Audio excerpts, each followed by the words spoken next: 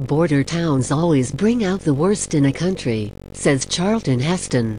He is talking to his wife, Janet Leigh, his voice shaking with the tetchy conviction of an embarrassed patriot. This, he goes on, isn't the real Mexico, and we understand at once that here is a man who knows whereof he speaks for Charlton. Heston is a real Mexican. Orson Welles' decision to cast the decidedly Anglo actor as Detective Miguel Vargas in his 1958 noir classic Touch of Evil was not the filmmaker's finest hour.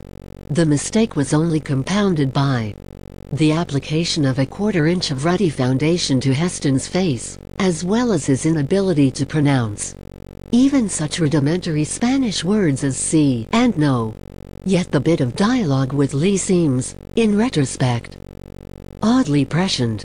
Vargas is apologizing to his gringa bride for the tawdriness and violence endemic to Los Robles, a rotten little burg standing in for Tijuana, and portrayed, for production purposes, by Venice Beach, California.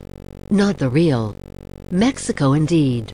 He may be saying more than he means. Certainly he may be saying more than Heston, in his later role as icon of American conservatism, would have wanted to mean.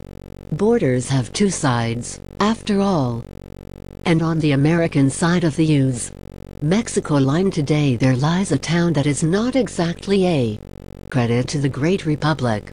It is not that there's anything all that bad about the Ode Mesa section of San Diego. It has an IHOP, and an AutoZone, and a Jack in the Box. It has ready freeway access, and it backs up against the rugged peninsular ranges, which form an incongruously dramatic backdrop to the neighborhood's low-rise office blocks and drive-thrus.